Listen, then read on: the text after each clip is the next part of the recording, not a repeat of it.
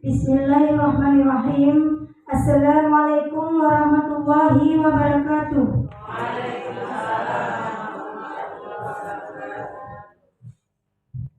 Alhamdulillah, syukur alhamdulillah kita ucapkan kehadirat Allah Subhanahu wa taala yang telah melimpahkan rahmat dan karunia-Nya sehingga kita diberi kesehatan, umur panjang dan kesempatan dalam melaksanakan kegiatan berbagi praktik baik, penyebaran pemahaman budaya positif. Salawat beriring salam tidak lupa kita haturkan kepada Nabi Muhammad SAW yang mana beliau menjadi panutan dalam kehidupan kita. Yang terhormat Bapak Kepala SD Negeri Ujung Padang, yang terhormat para semua guru SD Negeri Ujung Padang yang telah berhadir dalam acara seminar lokakarya melaksanakan kegiatan praktik baik penyebaran pemahaman budaya positif, dan yang terhormat para tamu undangan dari SD Negeri Gang Bintang. Terima kasih kepada ibu-ibu yang telah mau berhadir. Mengawali acara kita, marilah kita bersama-sama membaca surah Al-Fatihah.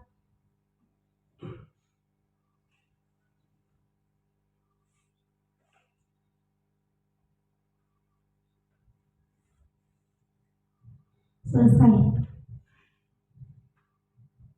Menyanyikan lagu wajib Indonesia Raya. Para hadirin dimohon berdiri.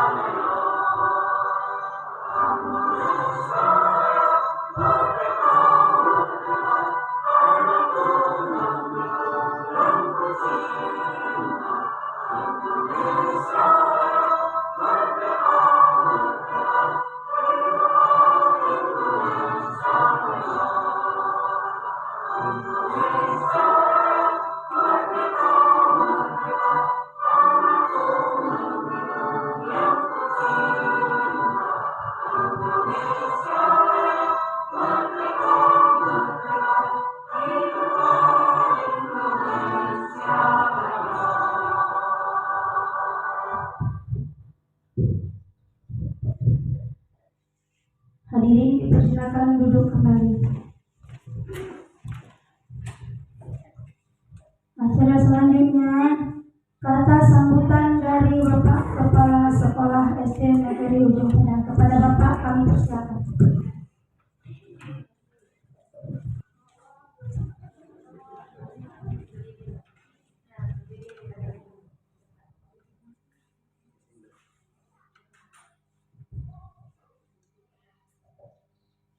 Bismillahirrahmanirrahim. Assalamualaikum warahmatullahi wabarakatuh.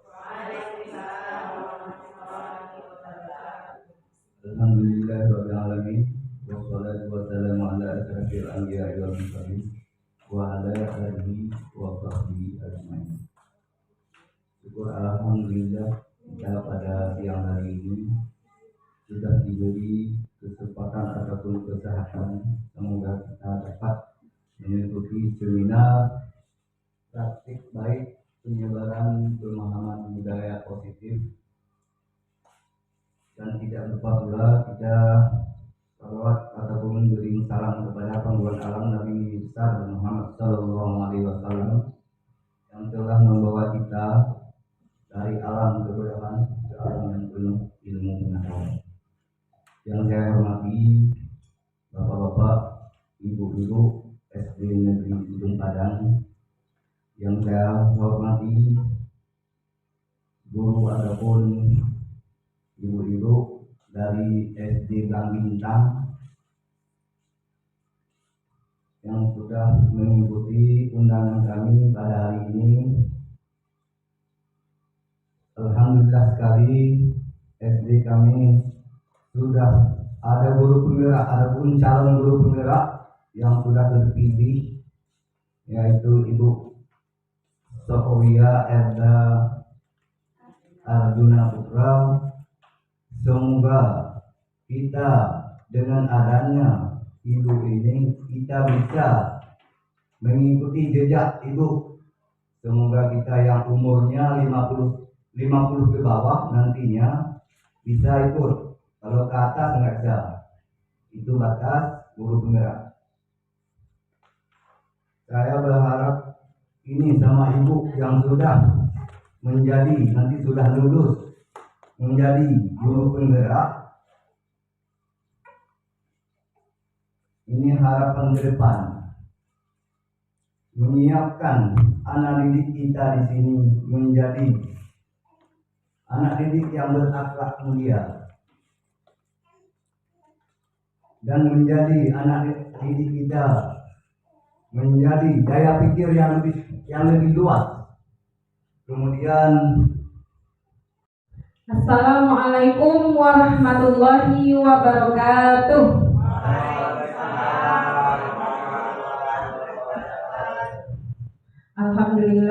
Alhamdulillahirabbil alamin, wassalatu wassalamu ala asrafil anbiya'i wal mursalin wa ala alihi wa sahbihi rasulillahi ajma'in. Pertama dan utama sekali, marilah kita ucapkan syukur kehadirat Allah yang masih memberikan kesempatan dan kesehatan kepada kita bersama, sehingga pada hari yang terik ini kita masih bisa mengikuti kegiatan seminar berbagi praktik baik pemahaman penyebaran budaya positif. Salawat dan salam tak lupa pula kita hadiahkan kepada Nabi besar Muhammad Sallallahu Alaihi Wasallam, yang mana beliau telah membawa umatnya dari alam tak berpendidikan ke alam yang penuh ilmu pendidikan saat sekarang ini. Yang sama-sama kita hormati Bapak Kepala Sekolah SD Ujung Padang, Bapak Kepala Sekolah SD Blang Bintang, seterusnya kepada rekan-rekan guru SD Ujung Padang dan SD Blang Bintang yang telah berkenan hadir mengikuti kegiatan seminar berbagi praktik baik penyebaran budaya positif. Baiklah, pada hari ini Bapak Ibu, pada kesempatan kali ini izinkan saya untuk memperkenalkan diri. Saya Sohowia Edra Arjuna Putra, calon guru penggerak angkatan 10 Kabupaten Naganjaya. Pada kesempatan kali ini saya menyampaikan penyebaran pemahaman dan penerapan budaya positif. Nah, di sini saya bukan orang yang paling tahu dan saya bukan orang yang paling bisa. Namun pada kesempatan kali ini saya mengajak Bapak Ibu untuk sharing tentang budaya positif dan penerapannya di sekolah. Baiklah Bapak Ibu, dalam kegiatan seminar ini yang melatar belakangi saya mengangkat judul ini adalah sekolah seharusnya merupakan tempat ternyaman, menyenangkan, dan aman bagi peserta didik untuk mewujudkan apa yang mereka impikan. Hal ini sesuai dengan filosofi pendidikan Ki Hajar Dewantara, bahwasannya pendidik berpihak kepada peserta didik dengan memerdekakan peserta didik untuk belajar sesuai kodrat alam dan kodrat zaman. Untuk mewujudkan hal tersebut, maka kita sebagai pendidik harus menumbuhkan budaya positif di sekolah dengan cara membentuk keyakinan kelas, sekolah, dan menerapkan segitiga restitusi. Budaya positif. Budaya positif adalah kebiasaan atau perilaku yang berkembang dengan menjunjung nilai-nilai kebajikan. Dalam kesempatan kali ini, saya ada beberapa konsep budaya positif yang akan saya sampaikan. Yang pertama, perubahan paradigma. Yang kedua, disiplin positif dan nilai-nilai kebajikan. Yang ketiga, keyakinan kelas, kebutuhan dasar manusia, motivasi perilaku manusia, dan posisi kontrol, serta segitiga restitusi. Next. Perubahan paradigma baru.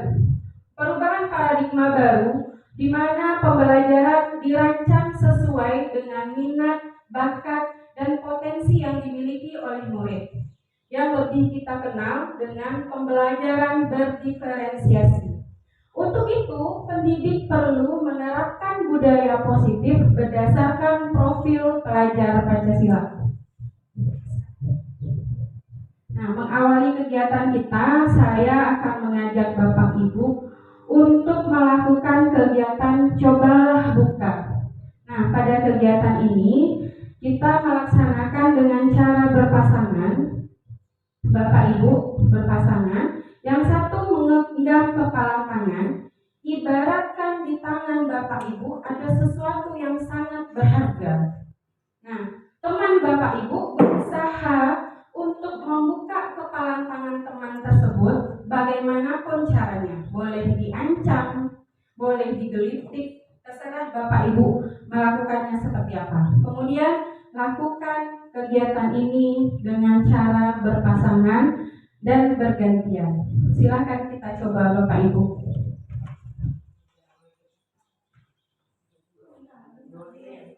Buka kepala tangan.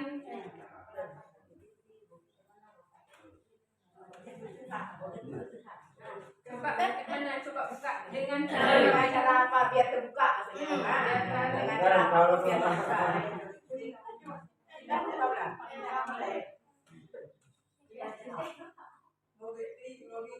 Mau digigit, mau diapakan? Kalian ulang puas-puas.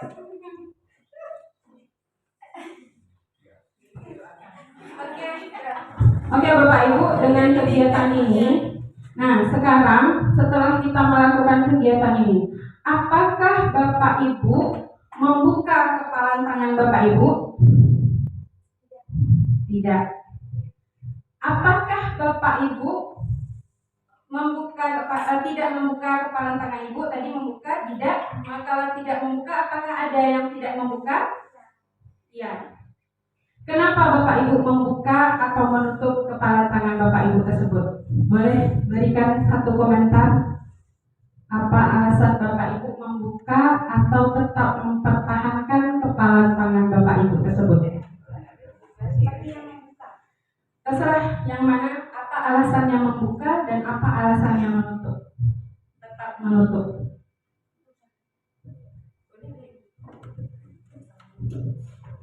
Assalamualaikum warahmatullahi wabarakatuh. Saya akan memberi jawaban simpel menurut saya. Tadi karena bukan posisi saya yang menggenggam, tapi lawan main saya yang menggenggam, saya yang membuka. Saya memaksa untuk membuka yang digenggam itu karena saya penasaran, mungkin isinya apa. Itu saja.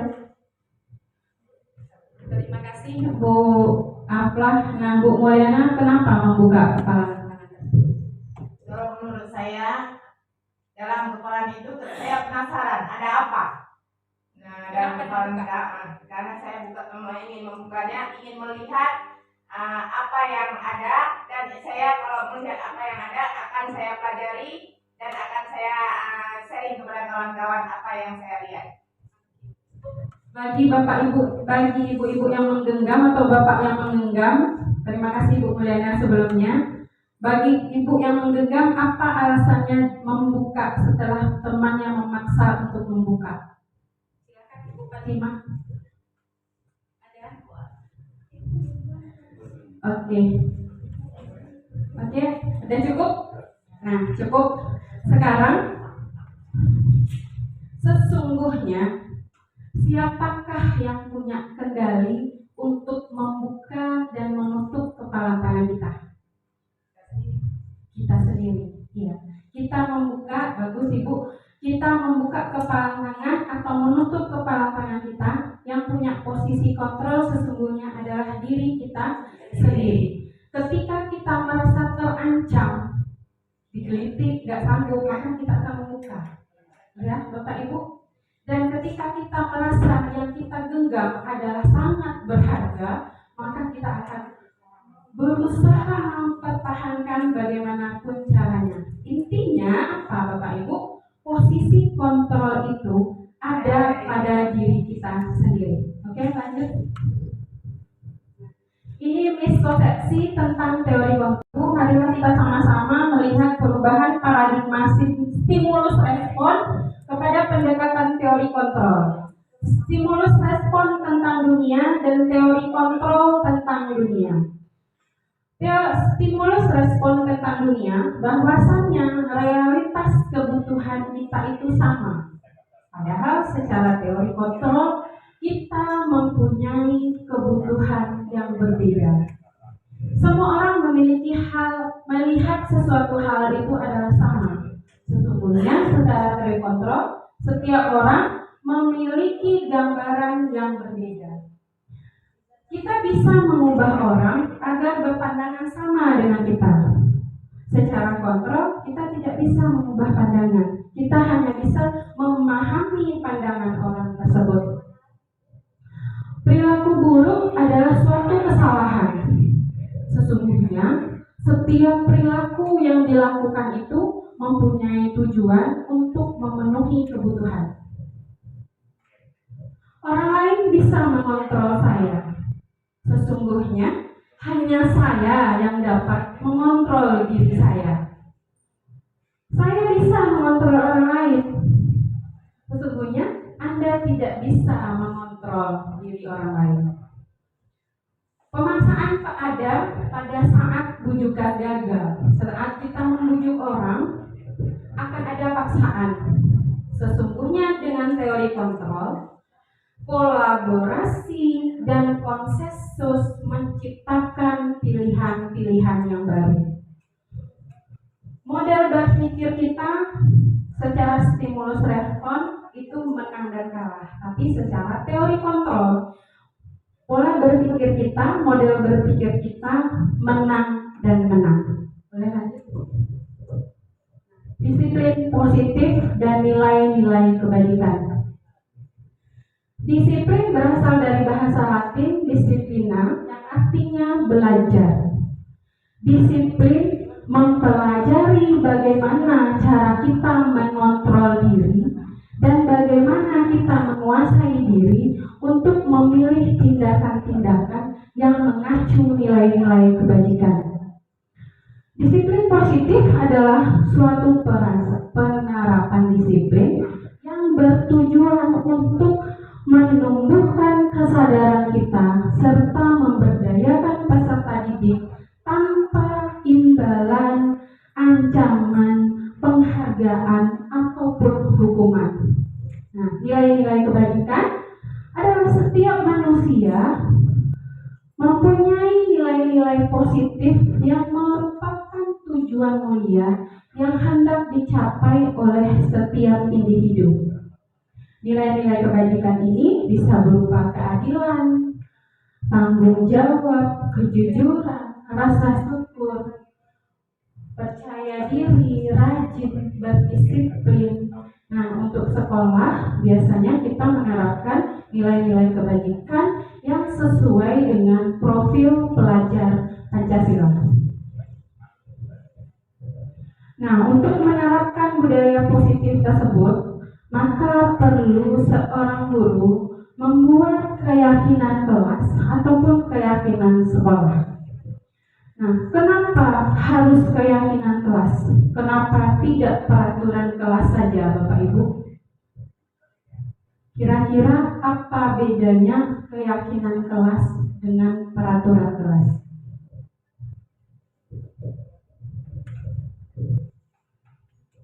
Oke, Bapak Ibu, ada yang bisa menjawab? Kita lanjut terus dulu. Peraturan kelas biasanya dibuat secara sepihak. Guru membuat peraturan di kelas untuk ditaati oleh murid-muridnya. Sedangkan keyakinan kelas, guru bersama-sama dengan murid menentukan peraturan apa yang akan kita sepakati bersama di dalam kelas. Oke, lanjut. Nah, proses pembuatan keyakinan kelas ini, supaya kita bisa mewujudkan budaya positif, ada langkah-langkah dan tahapannya. Begini tahapan dalam merumuskan keyakinan kelas.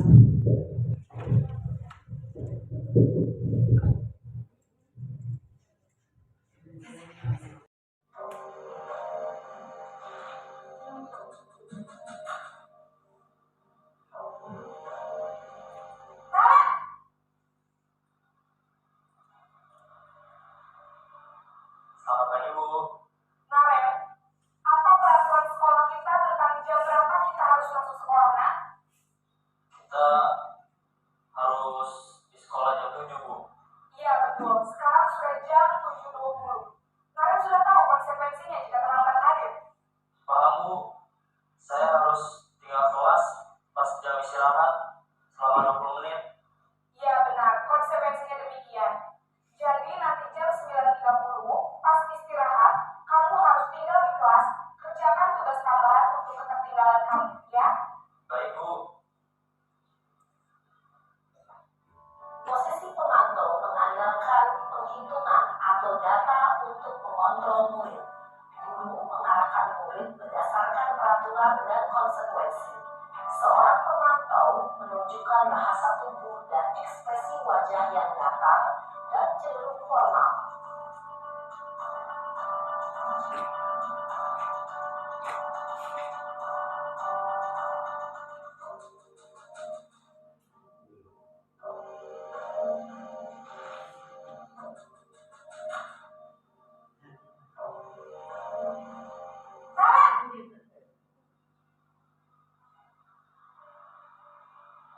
Selamat pagi, Bu. Selamat pagi, Naren. Maaf, Bu. Saya terlambat. Iya, sekolah masuknya jam 7, sekarang sudah jam 7.20. Jadi sekarang bagaimana ini, Naren? Maaf, Bu. Saya lupa alarm saya semalam. Baiklah, menurut kamu, keyakinan sekolah yang mana yang perlu kamu tingkatkan? Menghargai diri sendiri dan orang lain mungkin, ya, Bu. Setuju. Jadi, apakah Naren meyakini prinsip saling menghormati tersebut? Iya, Bu. Saya meyakininya. Apakah Naren bersedia memperbaiki masalah keterlambatan ini? Bersedia, Bu. Bagaimana kamu akan perbaiki masalah keterlambatan ini? Saya akan coba untuk tidak lupa menyetel alarm saya, Bu.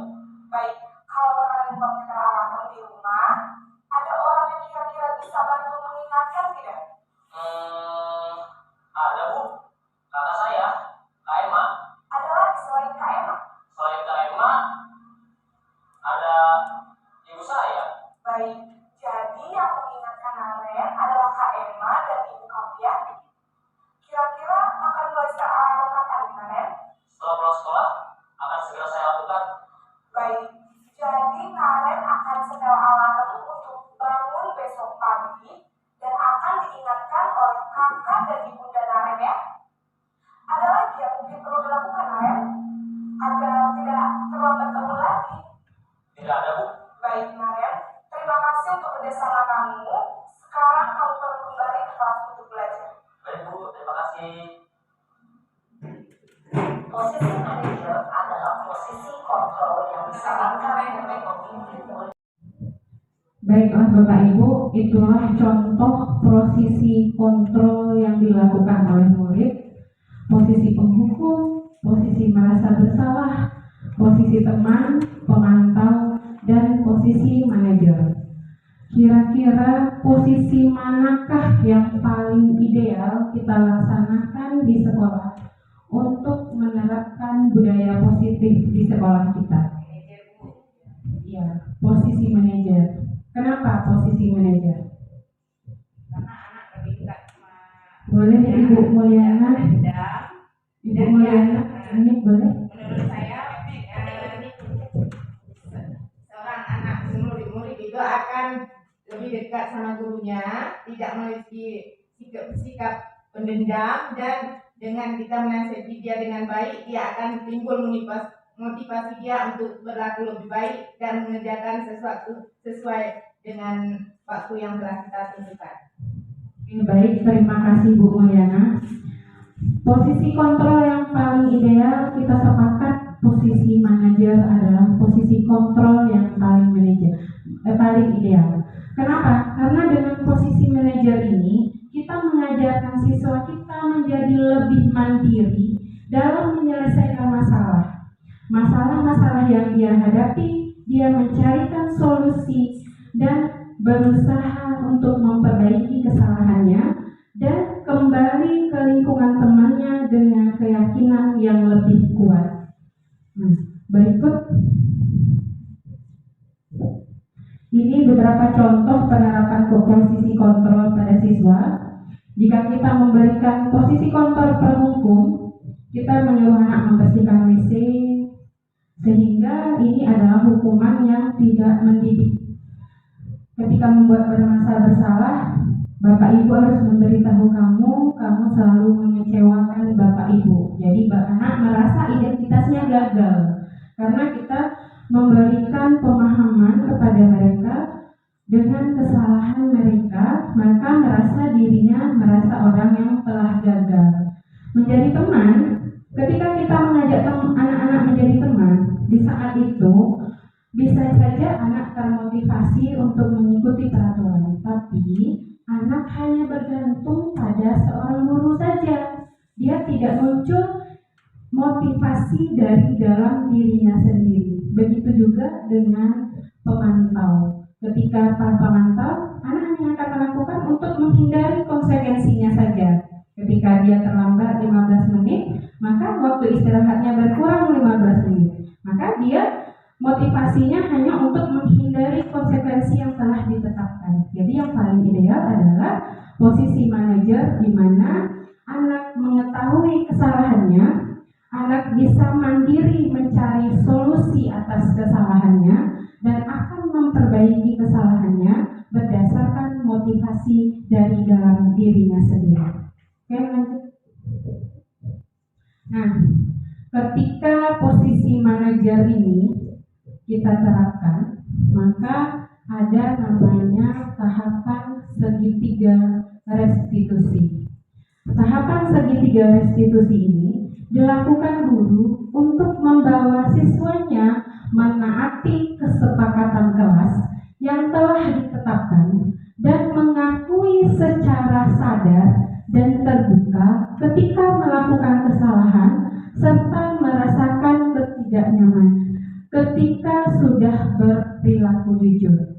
Nah, ketika anak telah mengakui kesalahannya, maka dia merasa aman dirinya. Dia tidak merasa bersalah. Dia akan merasa dirinya akan datang kepada temannya menjadi pribadi yang lebih kuat untuk memperbaiki kesalahannya. Segitiga restitusi ini ada 3 tahapan. Yang pertama, menstabilkan identitas. Di saat anak melakukan kesalahan, yang kita tahu setiap perilaku murid adalah ketika mereka melakukan perilaku adalah untuk memenuhi kebutuhan dasar murid. Walaupun tindakan yang dilakukan untuk memenuhi kebutuhan dasar itu adalah tindakan yang salah. Jadi di situ pertama kali kita menstabilkan identitas anak. Misalnya anak kita melakukan kesalahan emosi. Ketika temannya mengganggu, dia langsung menonjok temannya, emosi.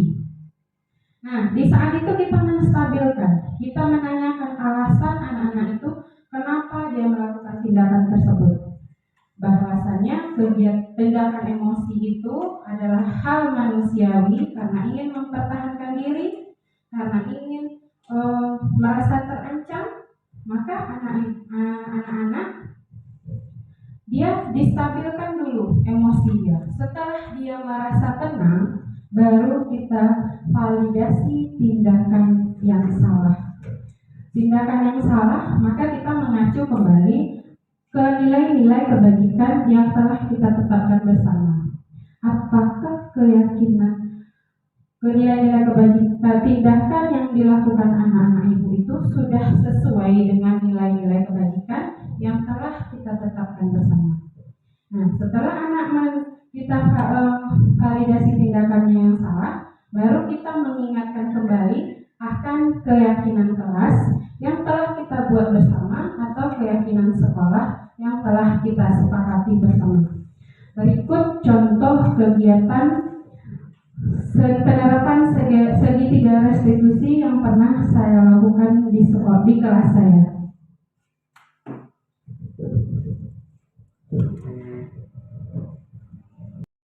Berikut tahapan segitiga restitusi yang pernah saya laksanakan di kelas saya.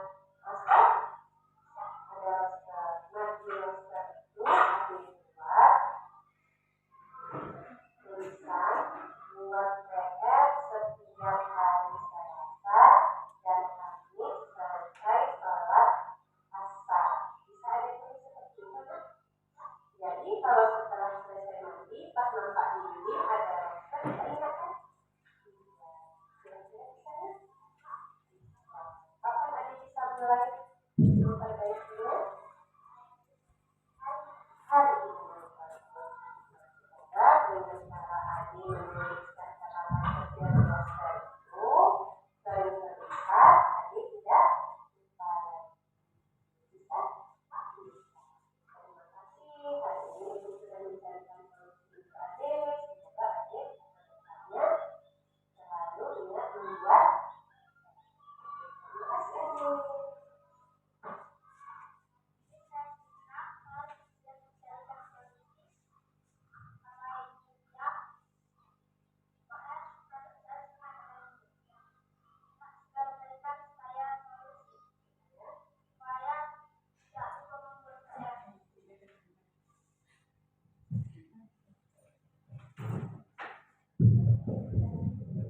Demikianlah contoh praktik segitiga restitusi yang sudah pernah saya laksanakan di kelas saya.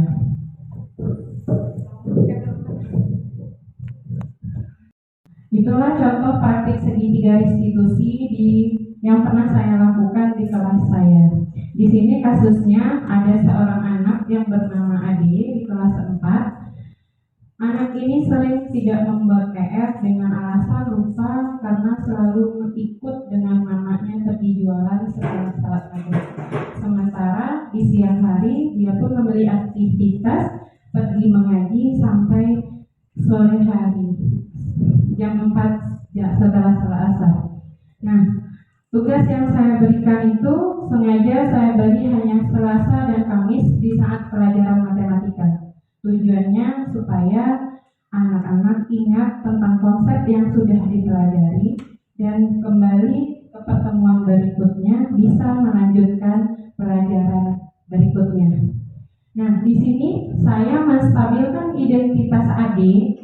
Saya mengatakan bahwasanya sifat lupa itu adalah sifatnya manusia mempunyai sifat hilaf, dan di situ saya menstabilkan identitasnya. Dia lupa karena ikut mamanya jualan. Maka saya setelah mengetahui apa alasannya tidak membuat PR dan saya menstabilkan identitasnya, bahwasannya kita sudah punya keyakinan di kelas kalau membuat tugas itu penting untuk diri kita sendiri supaya bisa mengikuti pelajaran berikutnya lebih baik. Kemudian saya menanyakan keyakinan kembali kepada Ade akan keyakinan kelas yang telah diyakini.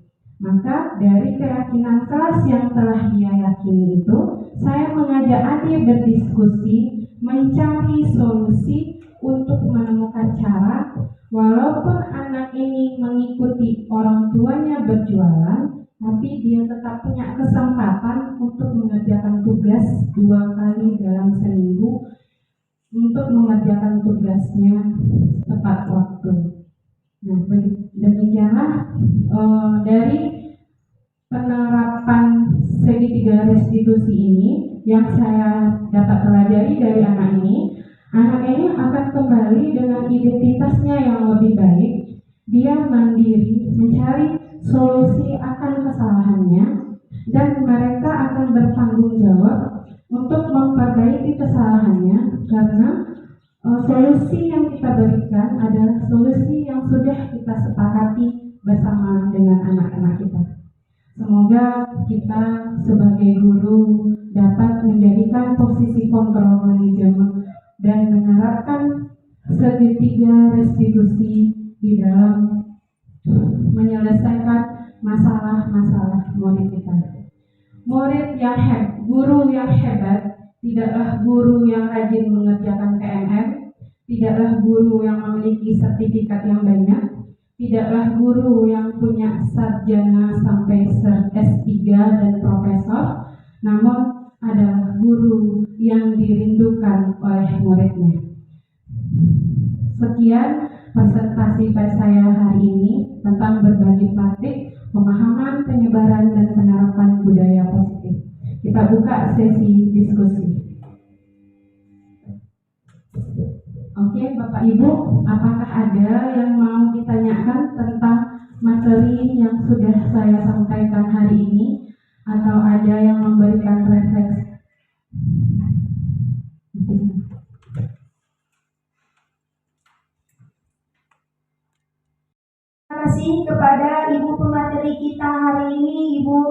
Edra Ardina Putra. Mudah-mudahan dengan penyampaian materi hari ini dapat bermanfaat kepada kita semua. Marilah kita tutup acara kita dengan syukur alhamdulillah, salawat kepada Nabi. Allahumma salli ala Sayyidina Muhammad wa ala ali Sayyidina Muhammad. Mohon maaf saya jika ada kesalahan. Saya akhiri. Assalamualaikum warahmatullahi wabarakatuh. Waalaikumsalam.